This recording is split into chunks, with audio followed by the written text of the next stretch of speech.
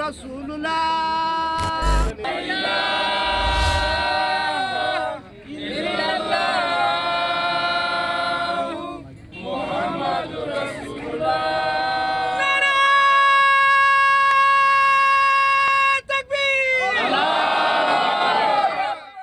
Assalamualaikum warahmatullahi wabarakatuh. 3 cara di dalam menilai kebenaran pendiri Jemaat Ahmadiyah berdasarkan Al-Quran. Ada banyak keberatan-keberatan, tuduhan, dan bahkan fitnah yang dialamatkan kepada Jemaat Ahmadiyah yang tentunya berasal dari beberapa pihak di luar Jemaat Ahmadiyah. Khususnya adalah berkenaan dengan sosok pribadi dari pendiri Jemaat Ahmadiyah, yaitu Hadrat Mirza Ghulam Ahmad alaihi salam. Misalnya saja adalah berkenaan dengan pendakwaan beliau, seperti beliau menyatakan sebagai Imam Mahdi yang dijanjikan, kemudian sebagai Al-Masih Al-Mau'ud yang dijanjikan juga kedatangannya oleh Rasulullah SAW.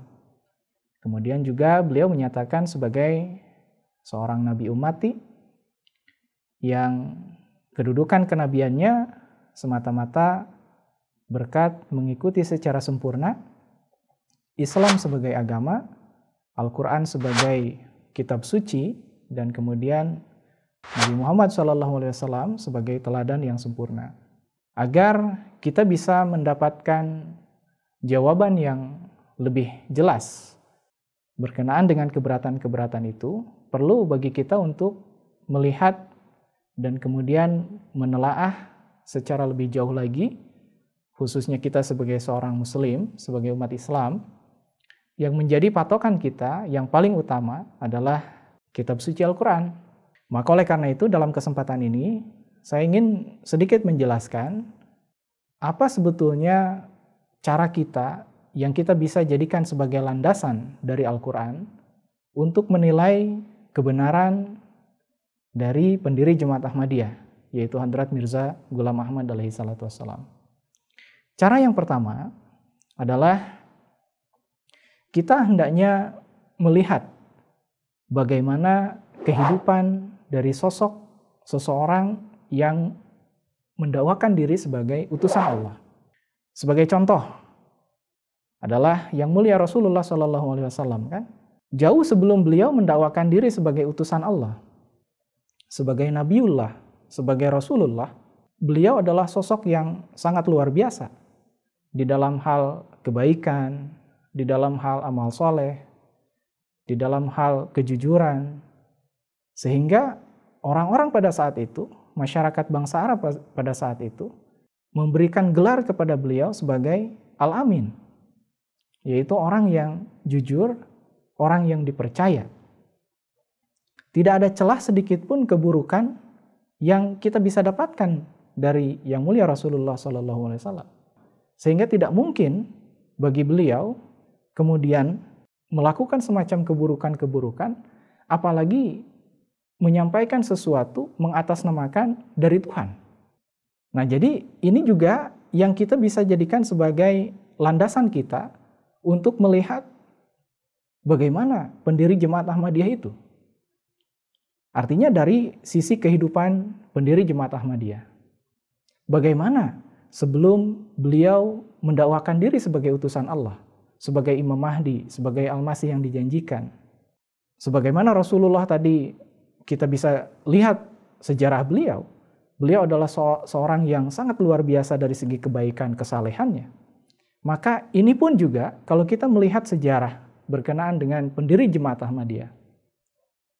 Jauh sebelum beliau mendakwakan diri sebagai Imam Mahdi, jauh sebelum beliau mendakwakan diri sebagai Al-Masih yang dijanjikan, beliau adalah seorang yang sangat luar biasa di dalam membela Islam pada saat itu.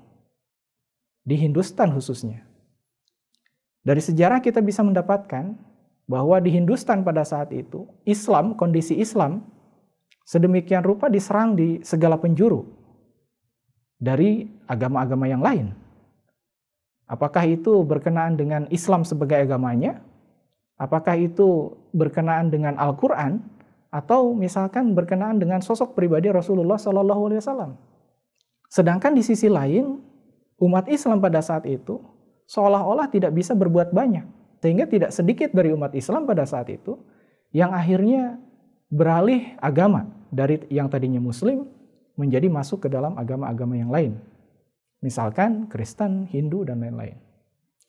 Nah, dalam kondisi yang demikian, pendiri Jemaat Ahmadiyah pada saat itu, karena kecintaannya kepada Islam, karena kecintaannya kepada Al-Quran, karena kecintaannya kepada yang mulia Rasulullah SAW, beliau kemudian tampil dengan cara menulis buku-buku berkenaan dengan keindahan Islam, berkenaan dengan keindahan Rasulullah SAW, akhlak mulia Rasulullah SAW, berkenaan dengan keindahan Al-Quran dan lain sebagainya.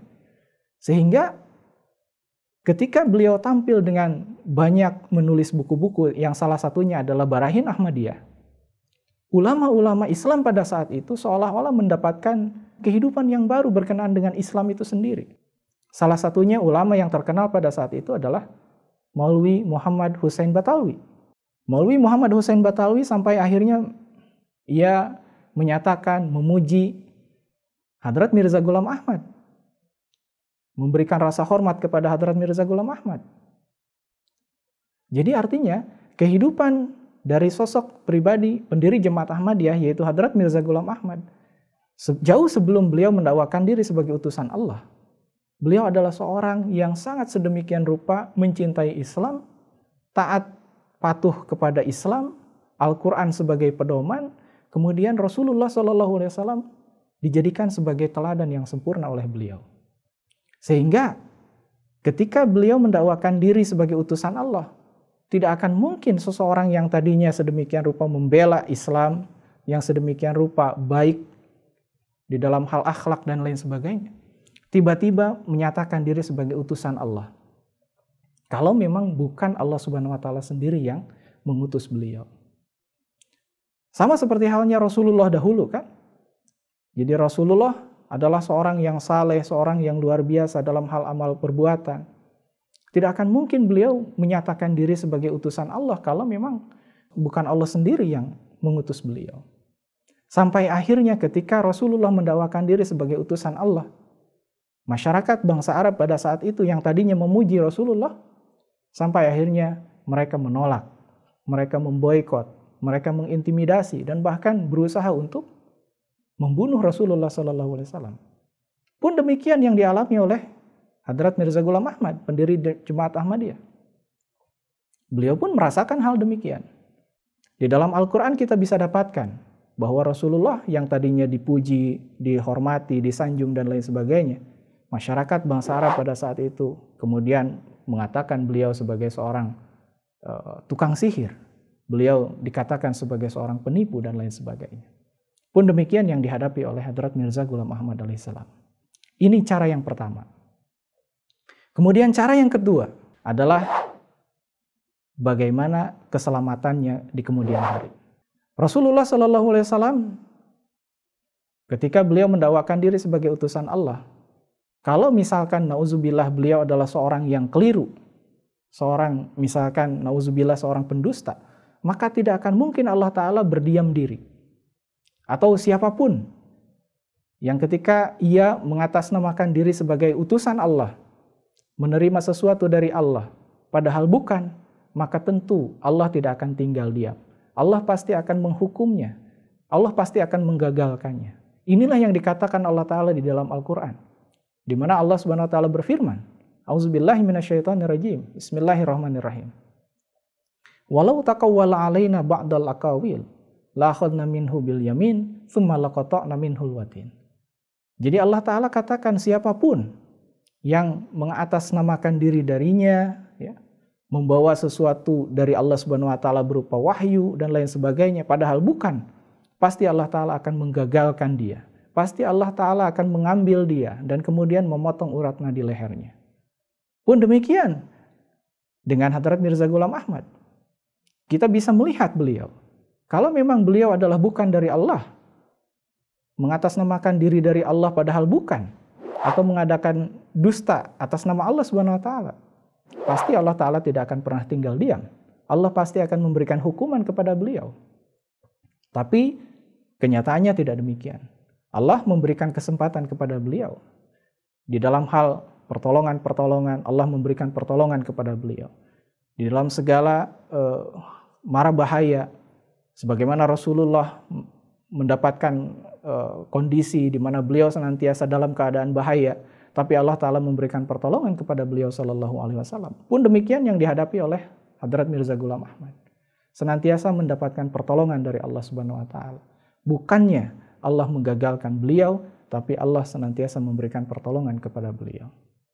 Cara yang ketiga adalah bagaimana kondisi jamaahnya. Kita melihat kembali Rasulullah. Ada beberapa yang kemudian masuk Islam. Sebagaimana Rasulullah mendapatkan kondisi mara bahaya, maka orang-orang yang masuk Islam pada saat itu pun dalam kondisi yang bahaya juga. Tapi dalam kondisi-kondisi yang demikian, Allah Subhanahu Wa Ta'ala memberikan pertolongan baik kepada Rasulullah Sallallahu Alaihi Wasallam maupun kepada para jamaahnya, umat Islam pada saat itu, dan bahkan sampai dengan sekarang umat Islam terus-menerus berkembang, maju dan lain sebagainya. Jadi ini juga yang harus kita terapkan kepada Jemaat Ahmadiyah. Kalau misalkan baik itu pendiri Jemaat Ahmadiyah maupun jamaahnya ini adalah sesuatu yang keliru, maka tentu baik pendiri Jemaat Ahmadiyah tidak akan selamat maupun jamaahnya pun tidak akan berkembang. Tapi kenyataannya tidak demikian. Pendiri Jemaat Ahmadiyah diberikan pertolongan-pertolongan yang khas oleh Allah Subhanahu Wa Ta'ala, dan jamaahnya pun sampai dengan sekarang terus-menerus semakin berkembang. Dari yang tadinya hanya berada di desa kecil Kadian, tapi sekarang sudah menyebar di 213 negara di dunia. Ini yang Allah Ta'ala berikan kepada kita. Cara yang ketiga ini adalah dengan silahkan berdoa kepada Allah. Meminta pertolongan, meminta petunjuk kepada Allah. Kalau misalkan Hadrat Mirza Ghulam Ahmad, pendiri Jemaat Ahmadiyah ini adalah seorang yang keliru, maka tentu tidak akan Allah Ta'ala berikan petunjuk kepada kita. Tapi kalau seseorang ini, yaitu Hadrat Mirza Ghulam Ahmad, pendiri Jemaat Ahmadiyah ini adalah seorang yang benar dari Allah Subhanahu Wa Ta'ala, dan kemudian kita berdoa kepada Allah, pasti Allah Ta'ala memberikan petunjuknya kepada kita. Demikian, Assalamualaikum warahmatullahi wabarakatuh.